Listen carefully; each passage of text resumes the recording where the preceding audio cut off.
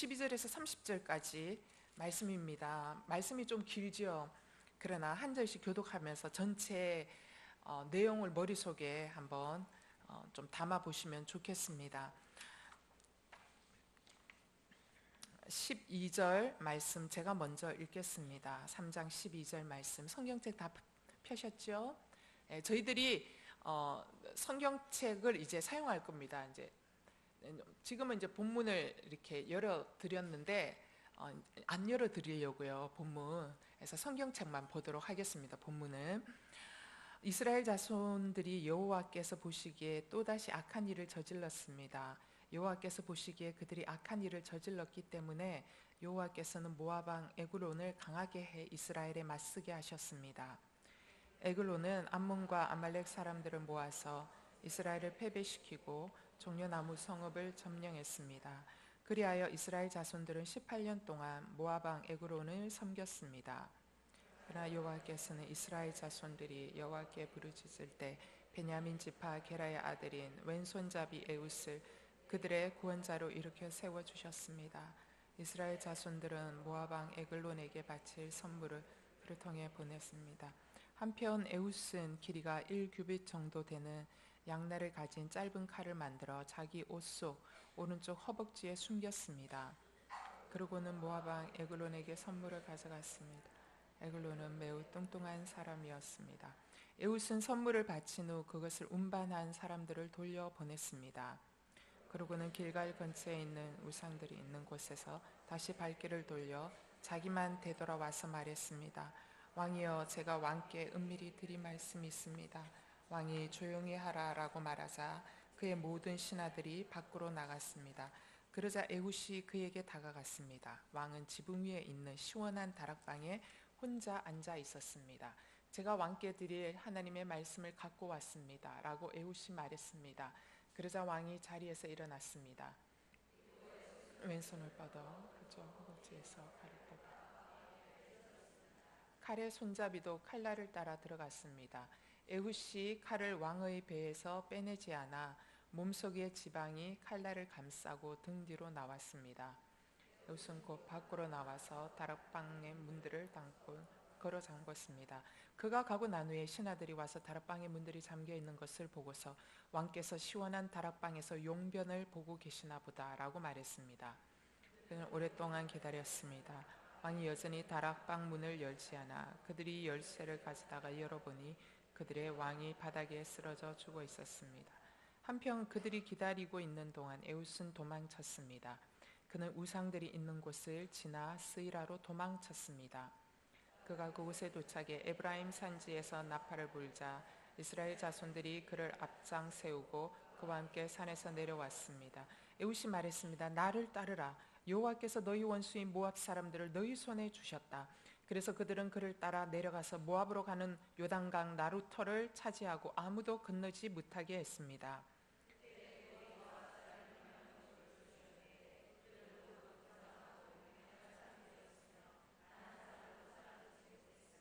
그날 모압은 이스라엘의 손에 굴복했고 그 땅이 80년 동안 평온했습니다.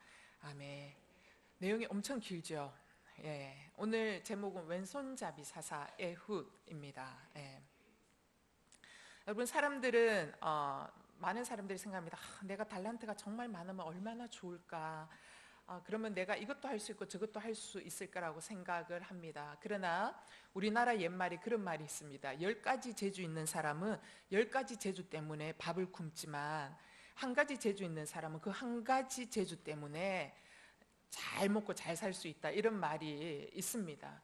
10가지 재주가 있으면 좋을 것 같지만 10가지 재주가 너무 많다 보니까 어느 하나에 집중하지 못하는 거예요. 그러다 보니까 어느 것 하나도 뭘 이렇게 어지중간하게 되어서 밥벌 먹고 살기가 너무 힘들다는 거죠. 그런데 한 가지 재주밖에 없는 사람은 이거 없으면 안 되기 때문에 그 한 가지 재주를 붙들고 계속 그거를 붙들고 열심히 살다 보니까 그 재주가 나중에는 뭐가 되냐, 마스터, 장인이 되어질 수 있다는 것이죠. 여러분, 성경 속에 보면 이 외적인 기준, 정말 많은 달란트를 가진 한 사람이 나옵니다. 그 한 사람이 누구냐? 우리가 정말 부러워하는 솔로몬이라는 사람이지요. 솔로몬이라는 사람은 모든 것을 다 갖고 있었습니다. 예술적인 재능, 학문적인 재능, 정치 외교적인 재능, 그 다음에 법률적인 재능, 그 다음에 돈을 나라를 부유하게 만드는 경제적인 재능, 이 모든 것들을 다 갖고 있었습니다. 그리고 이것에 관계된 엄청나게 넓고 깊은 지식을 다 갖고 있었죠. 아무도 흉내낼 수 없었던 사람이었고, 이 모든 것들을 실질적으로 사실은 가장 마음껏 누렸던 사람입니다. 그럼에도 불구하고 솔로몬의 인생을 바라보면 그가 정말 행복했을까라고 생각하면 성경은 뭐라고 얘기하냐, 그가 결코 행복하지 않았다라고 이야기를 합니다. 그리고 성경은 그가 많은 재주 때문에 잘 살았다라고 표현하는 것이 아니라 그가 잘 못 살았다라고 결론 짓고 있다라는 것입니다. 솔로몬의 인생 행복하지 않았습니다. 솔로몬의 인생 잘 살지 못했습니다. 잘 살아내지 못했다라는 것이죠. 왜 그런가? 그가 너무나 많은 달란트와 재주를 하나님이 그에게 집중적으로 부어주셨습니다. 집중적으로 부어주셔서 제일 처음에는 이게 하나님의 은혜인 줄 알았는데, 능력이 너무 많으니까 하나님 없이도 할 수 있는 게 너무 많은 거예요, 자기 스스로가. 그러다 보니 어떻게 돼요? 하나님은 간대없고 자신의 재능이 있는 거예요. 그 재능으로 그는 외교력을 펼쳐나갑니다. 그 외교력을 펼쳐나가면서 머리가 너무 잘 돌아가니까 어떻게 해요? 이방 여자를 데려다가 결혼하면서, 그죠? 각 나라들과 전쟁하지 않고도 그 나라를 마음껏 요리할 수 있는 혼합 정책을 펴기 시작하는 겁니다. 그러면서 경제적인 부여도 함께 다 모든 것들을 갖고 왔죠.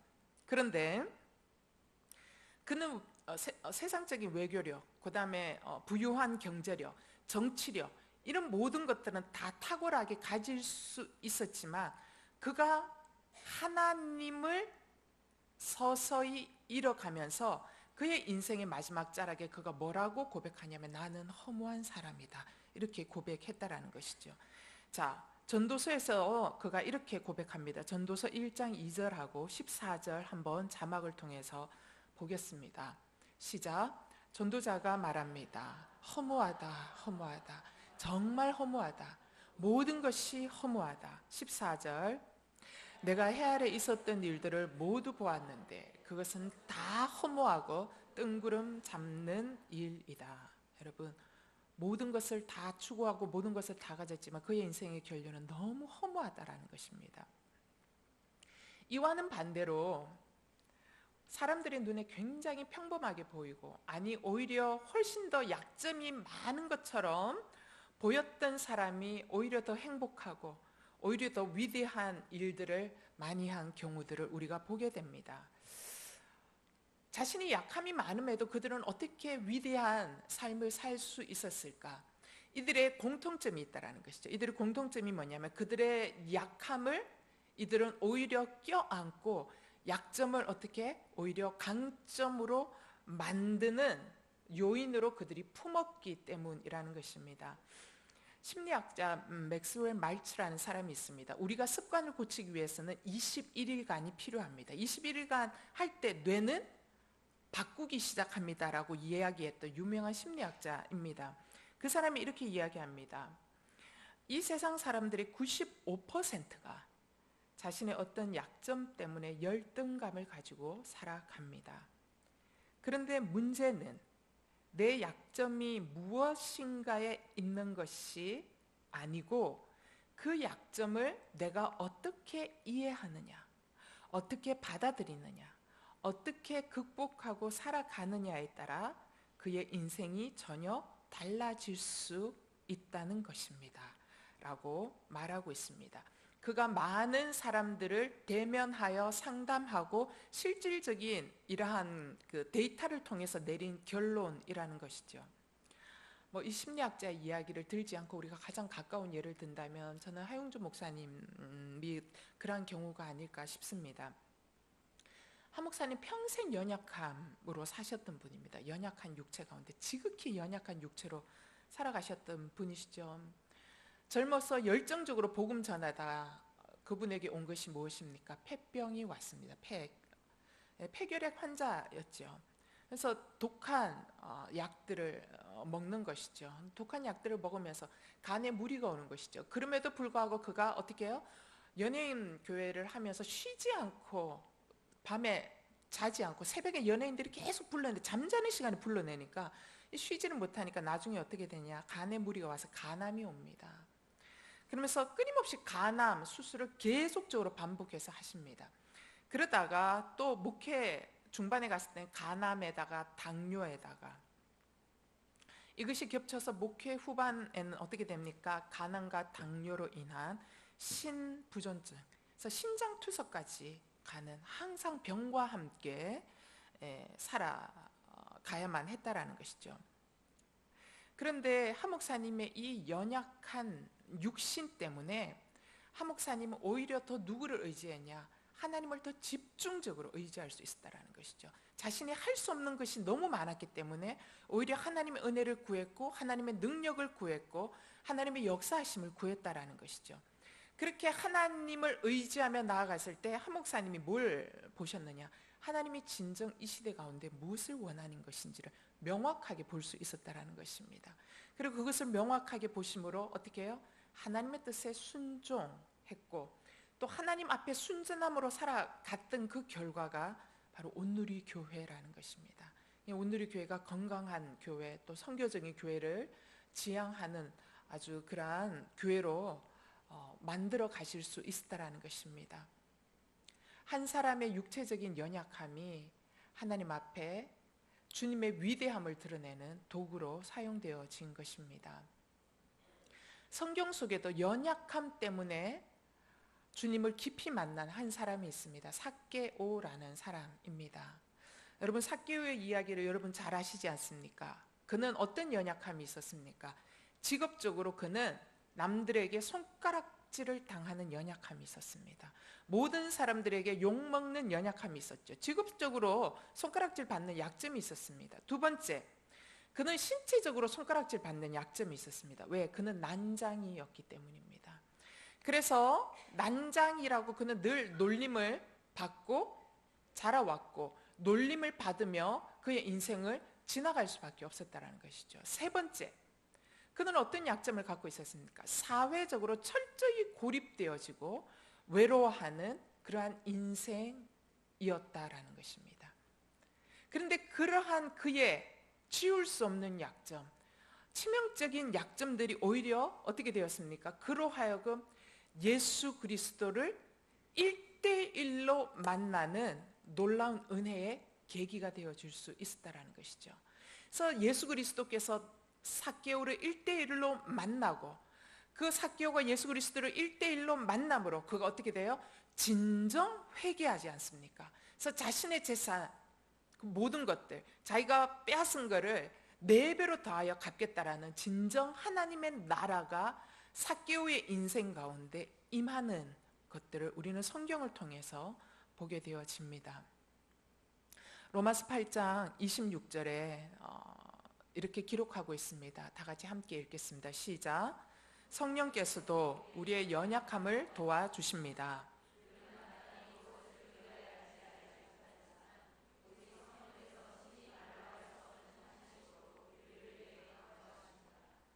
여러분, 여기에서 말하는 분명한 요지가 뭡니까? 성령님은 우리의 연약함을 싫어하시지 않는다라는 것입니다. 우리의 연약함을 싫어하는 것은 누가 싫어하죠? 우리 자신이 싫어하는 것이죠. 하나님은 우리의 연약함을 결코 싫어하시지 않는다라는 것입니다. 오히려 하나님은 우리의 연약한 점을 어떻게 하신다고요? 도와주신다라고 말씀하고 계십니다. 즉, 내가 숨기고 싶어하는 약점, 내가 그토록 싫어하는 약점이 오히려 하나님을 만나는 접촉점이 되어질 수 있다라는 것이 로마서 8장 26절이 이야기하는 핵심이라는 것입니다. 고린도후서 12장 9절 함께 읽겠습니다. 시작. 그러나 그분은 내게 말씀하셨습니다. 왜냐하면 능력이 약한 데서 온전해지기 때문이다. 그러므로 나는 내 약한 것들에 대해 크게 기뻐하며 자랑할 것입니다. 이는 그리스도의 능력이 내게 머물게 하기 위함입니다. 여러분, 사도 바울은 우리의 연약한 약점이 뭐가 된다고 이야기하냐면 기쁨의 제목이 될 것이다. 또 나의 연약한 약점이 뭐라고요? 너의 가장 위대한 자랑의 제목이 될 것이다 라고 분명하게 선언하고 있습니다. 그래서 그는 자신의 약한 것들이 기뻐하고 자랑할 것이라고 이야기하고 있다는 것이죠. 왜냐하면 주님은 나의 약함을 사용하셔서 나를 강하고 온전하게 만드시는 분이시기 때문입니다. 제가 왜 이 약함에 대해서 끊임없이 이야기하느냐? 에훗이 거기에 걸쳐져 있는 사람이기 때문이다. 여러분, 오늘 본문 말씀은 지난 시간에 우리가 사사 온니엘의 이야기를 들었죠. 온니엘이 메소포타미아 왕 구산 리사다임의 손에서 이스라엘 백성들을 구출해냅니다. 그러면서 하나님이 40년 동안 이스라엘 땅에 평화를 주십니다. 그런데 40년 동안 편안하자 이스라엘 백성들이 지금 어떻게 돼요? 다시 어디로 돌아갔어요? 죄의 생활로 다시 돌아. 하나님 버리고 바알과 아세라를 다시 섬기기 시작. 말하자면 하나님을 버리고 돈을 추구하고 번영을 추구하고 편안함을 추구하고 권력을 추구하기 시작했다라는 것이 옛 생활 방식으로 돌아가고 있음을 본문이 이야기하고 있습니다. 그 본문 12절 14절 성경을 찾아서 한번 읽어보겠습니다. 오늘 읽었던 12절 14절 12절 이스라엘 자손들이 여호와께서 보시기에 또다시 악한 일을 저질렀습니다. 여호와께서 보시기에 그들이 악한 일을 저질렀기 때문에 여호와께서는 모압 왕 에글론을 강하게 해 이스라엘에 맞서게 하셨습니다. 14절 그리하여 이스라엘 자손들은 18년 동안 모압 왕 에글론을 섬겼습니다. 그들이 다시 죄악된 생활로 돌아가자 하나님을 버리게 되자 이스라엘의 또 다른 고통의 시간이 도래하기 시작했다라는 것입니다. 어떻게 해요? 모압 왕 에글론이 암몬과 아말렉과 연합해가지고 이스라엘 땅으로 쳐들어오고 18년 동안 이스라엘을 압제하여 다스리기 시작했다라는 것입니다. 메소포타미아 왕 구산 리사다임, 두 배로 악한 왕이라고 그랬죠. 구산 리사다임, 두 배로 악한 사람이라는 뜻입니다. 그 사람만큼이나 모압 왕 에글론의 이 압제도 만만찮게 고통스러웠던 것 같습니다. 그래서 이스라엘 백성들이 견디다 못해 어떻게 해요? 여호와께 도우심을 구하여 부르짖기 시작했습니다. 그랬을 때 하나님이 이번에는 에훗이라는 사사를 보내서 모압 왕 에글론의 손에서 구원해 주는 이야기가 펼쳐집니다. 자, 그렇다면 에훗은 어떤 사사인가? 에훗에 대해서 뭐라고 나와 있냐면 에훗은 베냐민 지파 사람이다라고 나와 있습니다. 맞습니까? 그죠? 베냐민 지파 사람이고 또 뭐라고 소개하고 있습니까, 여러분? 왼손잡이라고 성경이 소개하고 있습니다. 여러분, 벤야민이라는 뜻이거든요. 벤은 아들이라는 뜻이에요. 야민은 오른손이라는 뜻입니다. 그래서 벤야민은 어떤 의미냐면 오른손의 아들이라는 뜻입니다. 즉 베냐민 지파는 어떤 지파냐? 오른손의 지파라는 것입니다. 그런데 여러분 재밌지 않습니까? 벤야민 오른손의 지파에서 누가 태어난 거예요? 왼손잡이 에훗이 태어났다라는 것입니다. 여러분 옛날에는 왼손잡이를 쓰는 것이 부끄러운 일이었습니다. 왼손잡이는 놀림감의 대상이었습니다. 지금은 이제 달라졌지만 그랬습니다. 저는 제가 태어날 때 왼손을 많이 밥도 왼손으로 자꾸 왼손으로 썼대요. 그래서 저희 아버지가 이렇게 하면 안 되겠다 싶어서 늘 오른손으로 가르쳤다라는 거예요. 그래서 제가 오른손잡이가 된 거거든요. 근데 내가 아들을 낳으면 우리 아들이 다 왼손으로 밥도 왼손 다 왼손으로 먹는 거예요. 그때까지만 해도 우리 초등학교는 왼손잡이 책상이 없는 거예요. 굉장히 불편한 거거든요. 그래서 제가 오른손으로 고쳐줬어요, 쓰는 거를. 그래서 얘도 이제 오른손잡이 되는데, 근데 저희 아버지가 내가 왼손잡인데 한 가지 다 고쳐줬는데, 글씨 쓰는 거 이런 거 다 고쳐줬는데 고쳐주지 못한 게 아버지가 내 공기놀이 하는 걸 못 봤어요. 그래서 공기놀이 하는 거를 제가 왼손으로 공기놀이를 해요. 그러니까 왼손잡이에 이게 아직까지 남아, 아버지가 유일하게 못 봐서 못 고쳐준 거, 그러니까 남아 있는 거죠. 자, 그런데 왼손잡이 사사 에훗이라고 표현할 때 이 왼손잡이 사사 에훗은 에훗이 나처럼 그냥 태어나면서부터 왼손이 편해서 쓰는 왼손잡이가 아니었다라는 것입니다. 그는 왜 왼손잡이였냐? 오른손에 핸디캡이 있었다라는 것이죠. 그 오른손에 핸디캡이 있었다라는 걸 우리는 어떻게 알 수 있느냐? 왼손잡이라고 우리말로 번역된 이 히브리어 원뜻이 이시테르야드 에미노라는 말이에요. 이게 뭐냐면 오른손이 묶인 사람이라는 뜻이에요. 이 말은 오른손에 제한이 있는 사람, 오른손에 핸디캡이 있는 사람이라는 뜻을 갖고 있다는 것입니다. 따라서 에훗이 왼손을 쓰고 싶어 왼손을 쓴 사람이 아니라 누가 봐도 뭐예요? 오른손이 뭐예요? 문제가 심각한 거예요. 오른손을 쓸래야 이 힘을 쓸래야 쓸 수 없는 상태였거나 우리가 상상할 수 있겠죠. 성경은 그런 게 중요하지 않으니까 자세하게 안 나와 있는데 누가 봐도 이 사람 뭐예요? 쟤는 장애인이다 라는 게 보이는 거예요. 그래서 그는 왼손을 쓸 수밖에 없는 사람이었다라고 성경학자들은 말을 합니다. 따라서 에훗이 모압 왕 에글론에게 조공을 바치고 돌아가는 길에 다시 돌아와서 모압 왕 에글론을 1대1로 면담하고 싶다고 이야기합니다. 그랬을 때 에글론이 사람들을 다 물러가게 합니다. 왜 그를 물러가게 했느냐?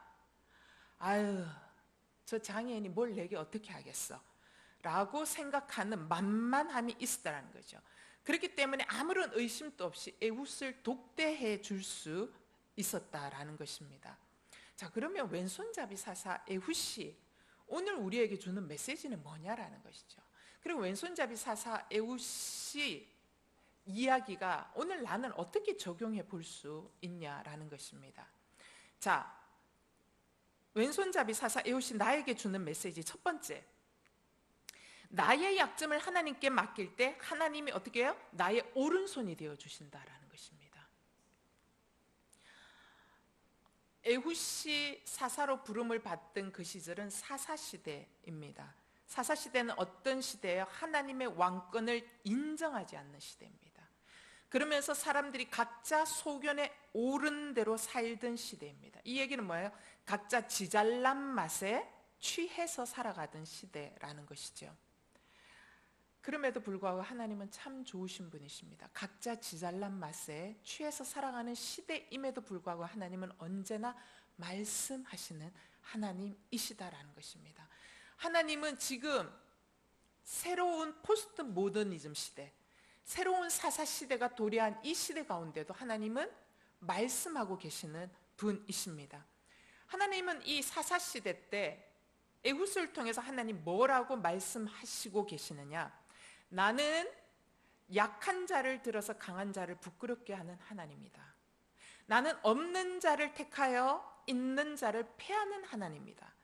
나는 낮은 자를 택해서 높은 자를 부끄럽게 하시는 하나님이라라는 것을 드러내고 싶어 하신다라는 것이죠.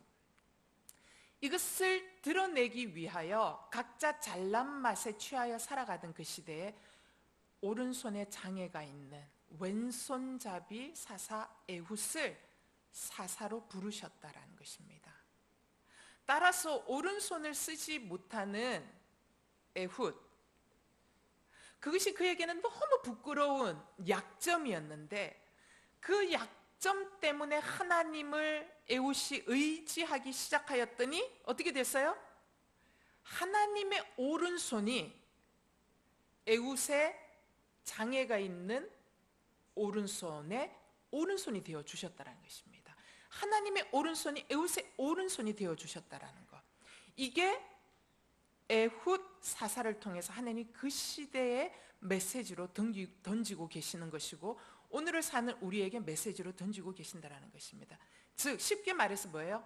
하나님의 오른손이 나의 오른손이다 라는 것입니다. 여러분, 세상적인 눈으로 바라봤을 때 오른손의 지파, 벤야민 지파 에훗, 오른손의 아들인 지파에서 오른손을 쓰지 못하고 오른손에 장애를 갖고 태어난 왼손잡이 에훗은 저주받은 사람처럼 보이고 매우 불행한 사람처럼 보일 수 있습니다. 하지만 하나님은 오른손의 지파 가운데 오른손에 장애를 갖고 태어난 왼손잡이를 들어서 이스라엘을 모압의 손에서 구원해내는 사람으로 사용하셨습니다. 왜 그를 선택하여 사용하셨느냐? 하나님이 왕이다라는 것을 선포하시고 싶으셨기 때문입니다. 그래서 제가 사사기 전체 강의의 제목이 뭐예요? 왕을 왕되게 하라라는 거예요. 왜? 이 시대는 하나님을 왕되게 하는 시대가 아니라 누가 왕이었어요? 내가 왕되는 시기였기 때문에 내가 왕되면 어떤 일이 생겨요? 어려운 일이 생기는 거예요. 내가 고통 속으로 들어가는 거예요. 내가 고통 속으로 들어가면서 사람들은 뭐예요? 내가 왕되는 것을 포기하지 못하는 거예요. 그럴 때 하나님은 어떻게 해요? 내 잘난 멋에 살아가는 사람에게 나보다 훨씬 더 연약한 사람을 들어 쓰셔서 내가 나 스스로도 고칠 수 없는 그 문제를 이 사람이 해결하여 줌으로써 어떻게 해요? 하나님의 손에 들림받은 이 사람을 통하여 선포하고 계시는 거죠. 나에게 내가 진정 왕이다. 내가 왕인 것을 고백할 때에 너도 이렇게 사용되어질 수 있다라는 것을 들어서 표현하고 계신다라는 것입니다. 사랑하는 여러분, 내 인생 가운데 지극히 큰 약점이 있습니까? 아니면 에훗처럼 오른손을 전혀 쓸 수 없는 치명적인 장애가 있습니까? 그럴 때 저와 여러분이 근심하거나 좌절하지 않게 되기를 주님의 이름으로 축원합니다. 하나님의 에훗 사사를 통해서 우리에게 말씀하십니다.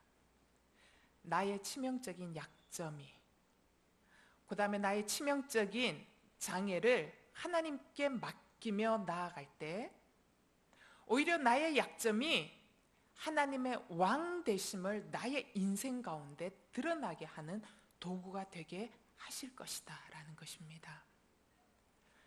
하나님은 하나님을 의지하여 나아가는 나를 들어서 사용하심으로 우리의 약점을 하나님의 오른손이 되도록 바꾸어 주시는 그러한 하나님이십니다. 그러함으로 여러분, 오른손의 장애를 갖고 있는 치명적인 나의 약점의 오른손을 하나님 앞에 높이 드실 수 있게 되기를 바랍니다. 하나님 앞에 나의 약점을 부끄러워하지 않고 드러내시기를 바랍니다. 그러하면서 하나님 앞에 자랑하실 수 있게 되기를 바랍니다. 나의 오른손을 자랑하고, 그리고 나에게 남아있는 왼손, 내가 그들도 보지도 않았던 왼손, 이게 뭘 할 수 있어? 라고 생각했던 그 왼손을 가지고 당당히 현실 속에 살아가기 시작할 때에 하나님은 어떻게 해요? 이 왼손을 들어 사용하는 나를 통하여 나의 연약한 오른손에 하나님의 오른손이 함께 하셔서 놀라운 사건을 일으키시기 시작한다라는 것이죠. 라인홀드 니버라는 윤리학자이고 신학자인 사람이 있습니다. 이 사람이 쓴 기도문 굉장히 유명하죠. 그가 썼던 기도문에 이런 말이 있습니다. 하나님, 내가 고칠 수 있는 것에 대해서는 그것을 고칠 수 있는 용기를 주시고, 내가 고칠 수 없는 것에 대해서는 담대히 받아들일 수 있는 평온함을 주시옵소서. 그리고 내가 고칠 수 있는 것과 고칠 수 없는 것을 분별할 수 있는 지혜를 저에게 주시옵소서. 저는 이 기도가 여러분에게 응답되어지기를 주님의 이름으로 축원합니다. 여러분, 고칠 수 없는 것에 대해 연연해하지 않게 되기를 바랍니다. 고칠 수 없는 건 어떻게 해야 되죠? 하나님 앞에 드러내어 자랑할 수 있게 되기를 바랍니다. 그러나 내가 고칠 수 있는 것에 대해서는 용기를 가지고 고칠 수 있게 되기를 바랍니다. 두 번째, 왼손잡이 사사 에훗이 우리에게 주는 메시지 무엇입니까? 두 번째 메시지는 이것입니다. 약점이 오히려 영적 관점을 여는 도구가 되어진다라는 것입니다. 여러분, 에훗이 만약에 오른손에 장애를 가지고 태어나지 않았다면 이 혼돈의 시대 가운데 그가 가난한 마음으로 하나님을 바라보지 못했을 것입니다.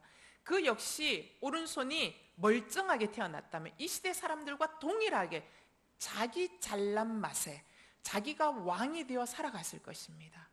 그러나 에훗은 오른손의 지파에서 왼손잡이, 오른손의 지파에서 오른손 장애를 가지고 태어난 불행한 존재였기 때문에 그는 자랑할 것이 없었습니다. 그래서 그가 누구를 바라봤을까요? 누구를 의지했을까요? 그는 하나님을 의지했다라는 것이죠. 그 하나님을 의지하며 나아갔을 때에 그 시대 사람들이 아무도 보지 못했던 영적 관점을 바라볼 수 있었다는 그 영적 관점이 무엇입니까? 우리가 왜 이렇게 힘들게 살까? 우리가 왜 모압 왕 에그론에게 압제하여 살아갈까? 라는 것. 그 시대 사람들은 그거에 대해서 명확한 관점을 갖지 않았다라는 것이죠. 그런데 한 사람 에훗은 그 관점을 알았다라는 것이죠. 그 관점이 무엇입니까? 여호와를 버리고 시대의 우상을 쫓아갔을 때 우리 이스라엘 백성들은 하나님이 다른 민족을 강하게 들어쓰셔서 우리로 하여금 깨우치시기 위해서 저들로 압제하게 하시는구나, 우리로 하여금 하나님 앞으로 돌이키기 위해서 이렇게 하시는구나 라는 영적 관점을 알았다라는 것입니다. 자, 여기 우리가 오늘 본문 가운데서 되게 중요한 한 부분이 나옵니다. 그게 19절 말씀입니다. 19절 말씀에 보면 길갈 근처에 있는 우상이 있는 곳에서 다시 발길을 돌려 자기만 되돌아와서 말했습니다 라고 표현하고 있습니다. 자, 이 에훗이요 조공을 바치고 다시 돌아갑니다. 조공을 바칠 때 모압 왕을 죽일 기회를 찾았으나 기회를 얻지 못하고 포기하고 돌아갑니다. 돌아가는데 그가 마음을 다시 돌이키는 장소가 있습니다. 그 돌이키는 장소가 어디냐면 길갈 근처 우상이 있는 곳입니다. 이게 우리말 성경판이고요. 개역 개정판은 어떻게 되어 있냐면 길갈 근처 돌을 뜨는 곳이라고 되어 있습니다. 왜 에훗이 길갈 근처 돌을 뜨는 곳에서 돌아갔을까? 여러분 궁금하지 않습니까? 많은 장소도 있는데 왜 하필 그는 여기에서 돌아갔을까? 그는 여기에서 돌아가면 자신의 목숨을 내놓을 각오를 하고 모압 왕 에글론 앞으로 나아가는 것입니다. 그런데 그가 여기에서 뭔가 강력한 어떤 감동하심을 받아 돌아갑니다. 자, 여기 길갈 근처 돌 뜨는 곳이다 라는 개역 개정판을 한글 우리말 성경에서는 우상들이 있는 곳이라고 표현해요. 여러분 돌을 뜨는 곳이라는 것은 건축을 하기 위해서 돌을 쪼아내는 곳이 아닙니다. 여기 돌 뜨는 곳이라는 것은 뭔 줄 알아요? 우상을 만들기 위해서 돌을 쪼아대는 곳이라는 것입니다. 그런데 그 장소가 어디냐면 길갈이라는 것이죠. 여러분 길갈이 어떤 곳입니까? 길갈은 이스라엘 백성들이 가나안에 들어왔을 때 전쟁도 치르기 전에 가장 먼저 중요한 의식을 행했던 장소입니다. 그 의식이 뭐였죠, 여러분? 할례 의식을 행했던 장소입니다. 여러분 할례 의식을 왜 행했어요? 하나님의 백성이었지만 애굽의 노예 상태로 살았던 그들, 그래서 하나님의 백성이었지만 하나님의 백성의 정체성을 갖지 못하고 살았던 그들의 수치를 굴러가게 한 장소가 바로 길갈입니다. 무엇을 통해서? 할례 의식을 통해서. 그래서 그들은 이스라엘 백성, 하나님의 백성의 정체성을 그들의 몸에 새겨 넣어 나는 하나님의 백성입니다 라는 것을 기억하는 장소가 무엇이었죠? 길갈이라는 것입니다. 길갈은 그렇게 거룩한 장소였다는 것입니다. 그런데 그렇게 그러한 일들을 행했던 거룩한 장소 길갈이 지금 이스라엘 백성들이 어떤 상태까지 왔어요? 하나님의 백성인 정체성은 잊어버림과 동시에 뭐예요? 하나님도 잊어버리고 지금 뭘 하고 있어요? 바알 신상을 만드는 장소로 만들었다는 것입니다. 에훗은 화가 난 거예요. 이 길갈, 이 땅에 와보니까 돌 찌어대는 소리가 있는데, 그는 늘 평소에 생각하고 있었죠. 이스라엘 백성들이 이렇게 압제하에 시달리는 건 우리가 하나님을 버렸기 때문이다. 하나님을 버리고 이방 신을 쫓았기 때문에 우리의 이 인생에 고난의 문제가 온 것이다 라고 생각하고 있었는데, 그가 모압 왕 에글론을 죽일 기회를 찾지 못하고 다시 실패했나 보다라고 돌아오는 그 중간에 길갈에 왔더니 다시 돌 찢는 소리가 그의 귀에 쟁쟁하게 들리는 거예요. 쟁쟁하게 들리면서 무슨 생각이 드는 거예요? 우리 민족이 하나님의 백성의 정체성을 잃어버릴 뿐만 아니라 이제는 이방 족속에게 우상을 팔아가지고 장사하기 위해서 먹고 사는 하찮은 족속이 됐구나 라는 것에 탄식이 가슴 속에서 일어나는 거예요. 그 가슴 속에서 일어나면서 그의 마음에 불이 일어나는 거예요. 어떻게 해요? 내가 죽는 한이 있어도, 내가 비록 장애를 갖고 있어서 사람들 눈에는 하찮은 존재지만, 그러나 내 가슴 속에 이 불, 하나님의 백성으로 살아가는 이 정체성, 나는 이것을 포기할 수 없다. 나는 다시 모압 왕 에그론을 맞이하고 어떻게 해요? 그를 처단하고 다시 이 이스라엘 백성들을 하여금 모압 왕의 압제 속에서 풀려나서 다시 하나님을 섬기는 백성으로 돌아가는 계기를 만들고 싶다라는 이 가슴에 불이 임하는 것이죠. 이대로는 안 된다라는 것입니다. 이것이 여러분 성령이 임해서 하나님께서 에훗을 사사로 부르신 이유라고 우리가 말할 수 있는 것이죠. 그렇게 그가 다시 모압 왕 에그론에게 돌아가서 그를 찌르고 처단하게 됩니다. 자, 모압 왕 에그론이 죽고 난 이후에 모압 신하들이 그 왕이 죽은 줄 모르고 기다리는 그 틈을 타서 그가 다시 도망하여 돌아가서 어떻게 해요? 에브라임 지파 모든 사람들을 규합하여서 모압 군대 1만 명을 다 쳐부수고 이스라엘을 모압의 손에서 구원하여 내어서 80년 동안 이스라엘 땅에 평화가 임하게 되었습니다. 여러분, 당시 정상인들도 전혀 용기 내지 못했던 그 일을 약점 많은 에훗이 용기를 내어 일하였습니다. 에훗은 왼손잡이 약점투성이인 자신의 인생을 향한 하나님의 부르심과 하나님의 뜻을 분명히 알았다라는 것입니다. 사랑하는 여러분, 성령이 우리의 눈을 여시면 내 약점 안에 숨어 있는 하나님의 뜻이 있음을 발견하게 되어집니다. 사람들은 얘기합니다. 내가 병상에 누워서 뭘 할 수 있겠습니까? 내가 병상에서 투병하고 있는데 뭘 할 수 있겠습니까? 제 인생은 끝입니다라고 이야기합니다. 그러나 여러분, 우리의 인생은 절대로 병상 속에 누워있다고 끝이 아니라는 것이죠. 하나님은 우리를 병상에 눕혀 놓으셨을 때도 병상 속에서 나를 향한 분명한 하나님의 계획과 뜻이 숨어져 있다는 것입니다. 병상 속에서 우리가 할 수 있는 일이 무엇일까요, 여러분? 중보 기도라는 것은 우리가 할 수 있다는 것이죠. 건강한 사람을 위한 중보 기도, 또는 환자들을 위한 중보 기도, 우리가 할 수 있다는 것이죠. 병상에 누워서조차도 우리는 하나님의 부르심을 따라 살아갈 수 있다는 것입니다. 가난한 사람들은 얘기합니다. 제가 가난하기 때문에 아무것도 할 수 없고, 가난하기 때문에 먹고 살기 위해서 난 돈 벌러 나가야 되고, 나는 이렇게 살기 때문에 뭘 어떻게 할 수 있는 게 아무것도 없어요 라고 이야기합니다. 그러나 그렇지 않습니다, 여러분. 가난하지만 가난 속에 숨겨둔 하나님의 부르심은 반드시 있다라는 것입니다. 우리는 그 부르심을 발견할 수 있어야 합니다. 그리고 그 부르심을 발견하고 그 부르심을 향하여 살아가고 나아갈 수 있어야 한다는 것입니다. 이처럼 내가 고칠 수 없는 약점 안에 하나님의 뜻과 하나님의 부르심을 발견할 수 있는 저와 여러분이 되시기를 바랍니다. 한 이야기를 여러분에게 들려주겠습니다. 어떤 두 남녀가 너무너무 사랑했습니다.